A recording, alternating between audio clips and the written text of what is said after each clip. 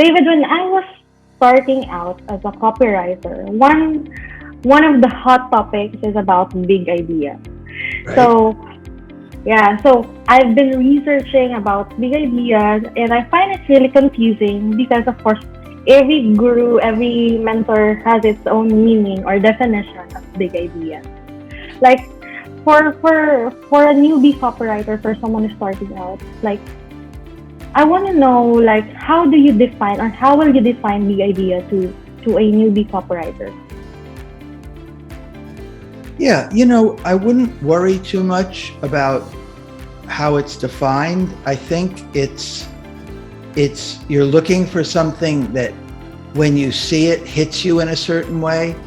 It's like putting yourself in the position of the reader, right? Mm-hmm. You could see that when someone reads this, they would want to read more, that it makes them interested, that it acts even as a foundation to the whole piece, right? The whole piece could rest on the foundation of this idea, like the end of America, Mm-hmm. right?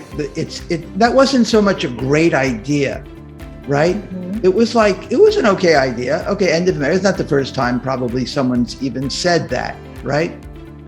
But they were able to develop the idea in a believable way. The time was right for people to hear that, right? It was before all this craziness. End of America was kind of shocking. Now, end of America, we think, yeah, end of America, right? All this stuff in Afghanistan, COVID, it does seem like the end of America, and it's not that interesting.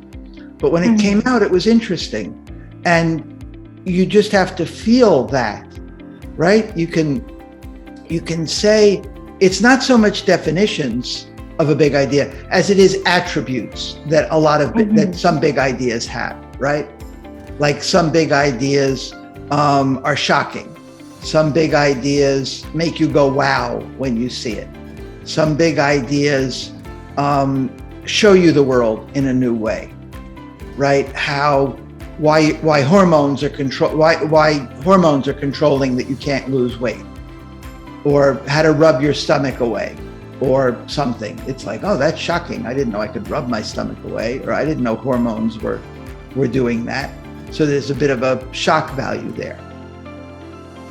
Mm-hmm. So a lot of times it's combining things. A lot of big ideas are a combination of two things. Like I don't know, like one of my headlines was, the what do you call it? The plastic wrap cure for arthritis, right? So you've kind of combined, the plastic wrap that you put over food and everything, right? Mm-hmm. And the idea was that there was this cure. It was like what they call a poultice, which is like herbs and stuff that you make into this mush.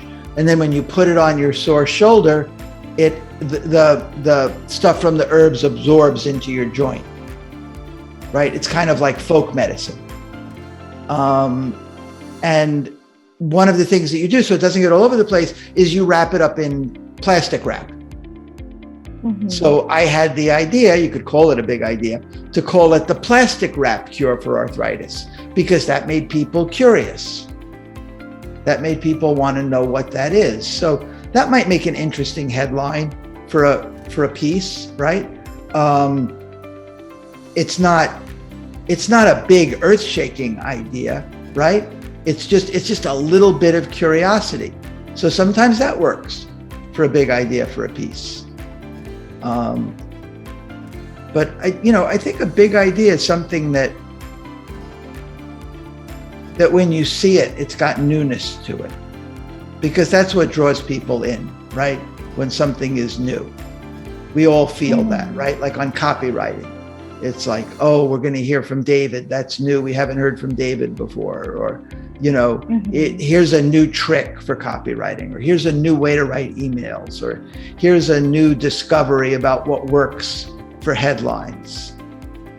Like, we want that. We don't want 10 ways to make good headlines, right? We've heard that before. There's no newness there. So if we were going to do something about headlines, what would be a big idea that would shock people, not shock people, but get people's attention, right? It wouldn't be like how to write a good headline. It wouldn't be like 10 ways to write headlines.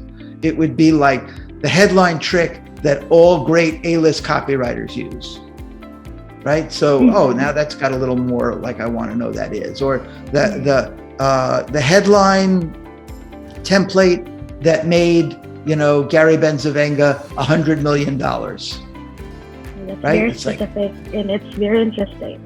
yeah, it becomes interesting. It's an idea. You've combined some things and made it a little bit unusual. And you always need to do that because no one wants to read more stuff about another supplement or weight loss or how to do this or how to make money. It's like that's all over the place now. So you've got to stand out, and you've got to stand out in a believable, relevant way too. That's the trick. You can't just like shock people. Hi dear copywriters, I want to send you a copy of my direct response lead generation strategy where I reveal my secrets on how I find and connect with copywriting clients who can pay copywriters anywhere between $500 to $20,000 per project a pop. Make sure you scroll down to the description box below to learn more.